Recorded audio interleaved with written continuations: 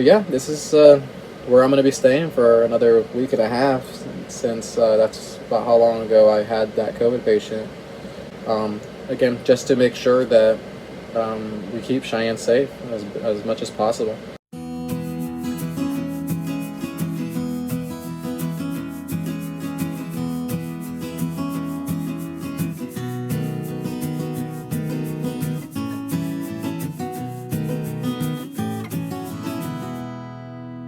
Is it? Say hi, Teddy. Hold on, I gotta help Ted. He's such a scaredy cat.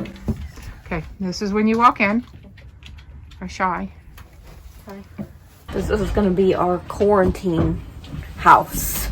We got this for two reasons. The main reason is so that Selena, when he needs to be quarantined, can stay in here rather than having to go to a friend's house or to a hotel, because when you go in a hotel, that adds up. He finally got off quarantine from the last exposure, and now they're using his floor as a COVID floor. Until things die down, he's probably going to be staying in here a lot. This is the kitchen table, and it turns into a bed somehow.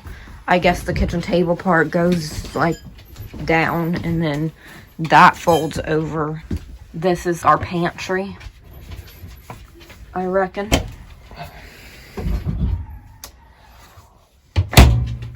And this is the sink, but there is a sink cover. The pink stuff is what they put into the lines to keep the lines from freezing. And it's supposed to snow Friday, so. And that's our drawers for more pantry type Coleman storage. picnic tablecloth. The stove. I'm not sure how it works. This is only a 3-burner. Well, what are you going to be doing? Cooking Thanksgiving dinner? No Thanksgiving dinner going in there.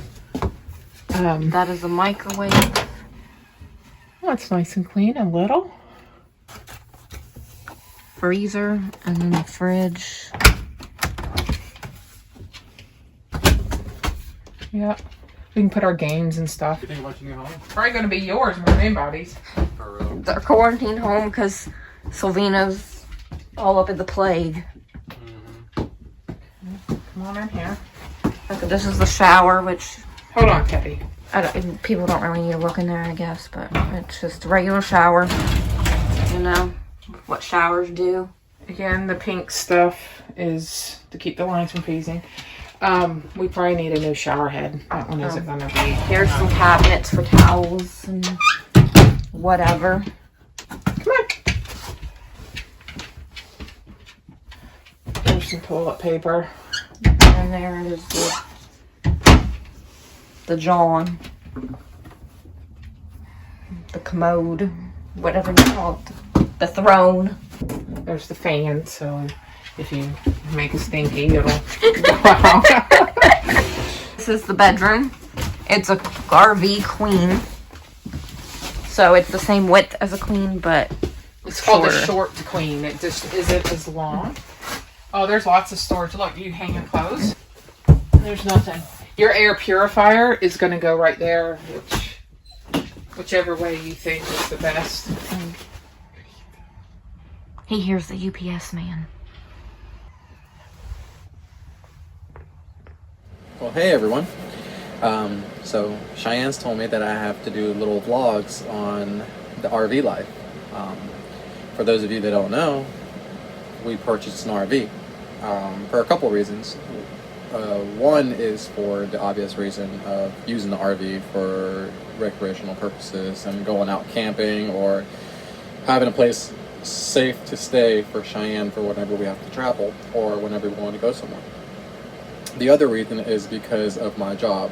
I am a nurse, and up until the last couple of weeks, we have been very fortunate at the fact that my unit that I work on has not had any COVID patients at all.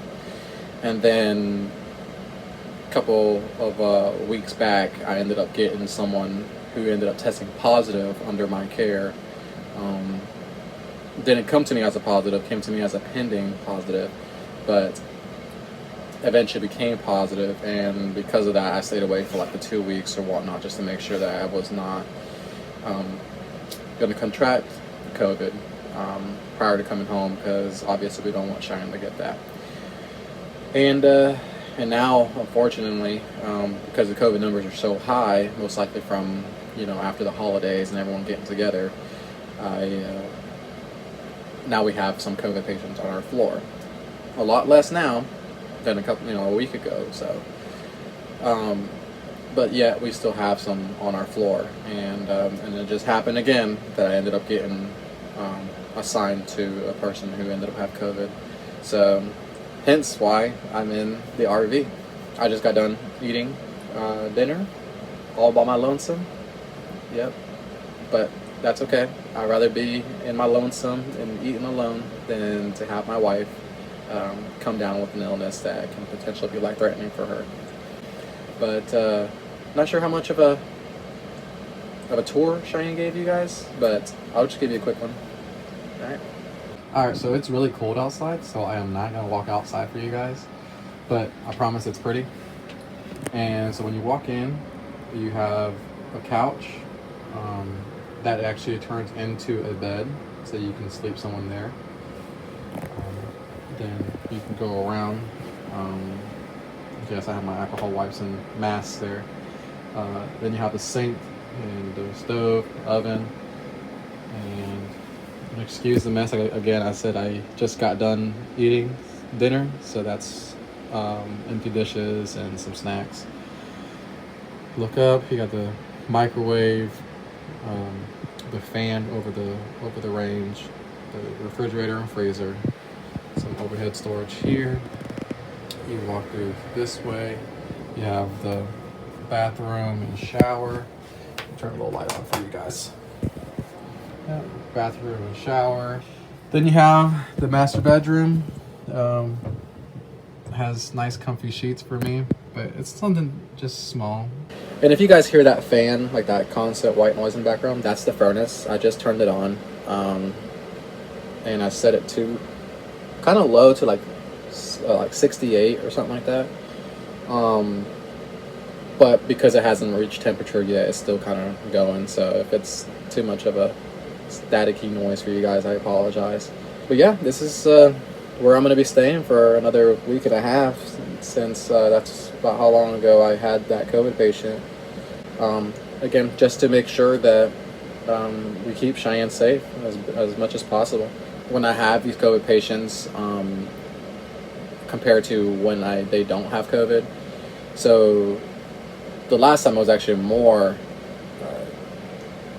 directly, because we use standard precautions in the hospital, meaning we wear our gloves when we make contact with people, and we always constantly have our regular face mask. And we also wear goggles when we go into patients' rooms. But when that person tests positive while under your care, that just means that you just done been in the exposure of that environment, not fully protected, so to speak, because COVID is transferred it's still considered a droplet, but it's a very fine particle, so that's why you're required to wear an N95.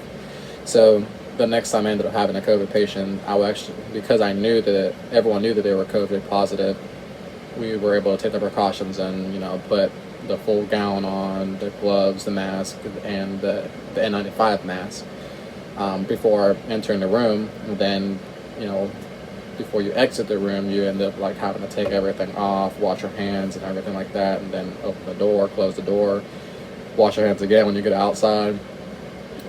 When you do blood work and lab work, is actually really, really interesting too, because when you draw your labs, you have to call one of your neighboring nurses or colleagues and get them to come to the door, and you have to do the whole little drop box technique. So you have to hold your little blood samples out, and they have to collect it in a bag, because it has to be a double bag because of the exposure of COVID, which I think is really nice, because that just goes to show that they were taking the extra steps to ensure that this disease doesn't get spread. And the same thing with trash. I mean, the trash has to get double bagged also. So again, you call one of your neighboring partners or coworkers, and then they will hold their bag open, and then when you're taking out the trash or the linens, you have to double bag it. And then anyone who's going to be processing that trash or processing the dirty linens already are aware that, hey, it's double back. That they have to be more cautious with that. Hopefully, once these holidays, this holiday uproar has dwindles down, maybe I can come back home. But as of right now, this is my home in my little RV. You can literally see our house through the window. Like, I'm gonna flip the camera. I'm gonna try to. So there's the back window, and you can literally see into the kitchen. There's someone in the kitchen right there. Not sure who it is. I think it might be Cheyenne's mom. Cheyenne's dad actually made a funny joke because he's like, I'm gonna have to invest in some cans and some string so that we can start communicating with each other, since we're like gonna be window to window. So that's pretty funny because it actually probably could work. But yeah, I'm not sure if this is the only video that I'll give you guys or what, but really the only thing that's going on in here is just sleeping and eating and watching TV. You know, I mean, Netflix is my life right now. I mean, every once in a while I'll take a break and go fishing or go play golf. Those are the two activities that I can actually go do because you're not close to people. Obviously fishing being more preferable over golf, but because it's like down in the 20s sometimes in the mornings, like I was born and raised in Florida, and my ancestors come from Central America.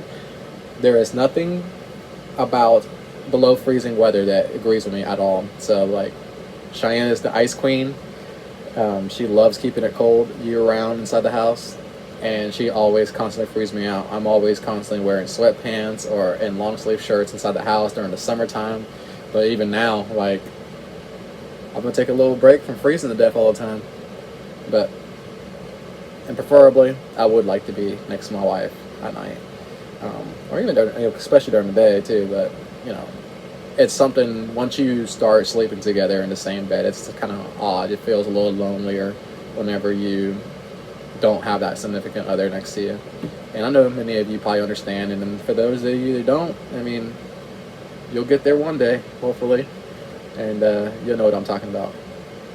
Oh, and this is one of the Cheyenne's beanies that she made me a long time ago, and I still have it. She made it back when we first moved here, and I like it slouchy, so that's why it's like really big and it kind of falls down my forehead sometimes. But she makes some good stuff. What is going on with my hair? It's like Elvis style. Anyways, this is the morning after my first night of mooch docking, as the RV community calls it, and I slept pretty well. It was comfortable and it didn't get too cold or anything like that. The furnace kept me nice and warm, and there's the mixed reviews on whether or not you should run like a little space heater in an RV, but from what my understanding is not much different than the risk that you have in a regular household when running a space heater. It's just got to make sure that it's away from any kind of flammable stuff. The cord is not tight, and it's not frayed or anything like that, and that it has ample room to circulate or pivot if it has that option. And it's always good to make sure that it has one of those safety options where it turns itself off if it tips over. And lastly, never want to leave it running whenever you're sleeping or not inside the camper. My task today is I am going to try to finish painting the garden fence that I've been working on for probably close to 8 months, just because I've never gotten around to finishing it. And I know it's driving Cheyenne nuts. She's super patient, not saying anything about it, but I'm sure she is ready for it to be done, because it's going to be getting close to planting season, and as you guys know, Cheyenne loves to garden and plant, so that's what I'm gonna try to do today. And maybe I'll give you guys some clips of what the outside of the RV looks like and what my setup is here mooch docking in our backyard. So I told you guys I was gonna give you guys an outside tour, and here it is. We have a 2019 Forest River Gray Wolf, or Cherokee Gray Wolf limited edition. And there it is. We have the awning retracted right now just because we don't really need it. I mean, it's the winter time. We're not going to be chilling outside.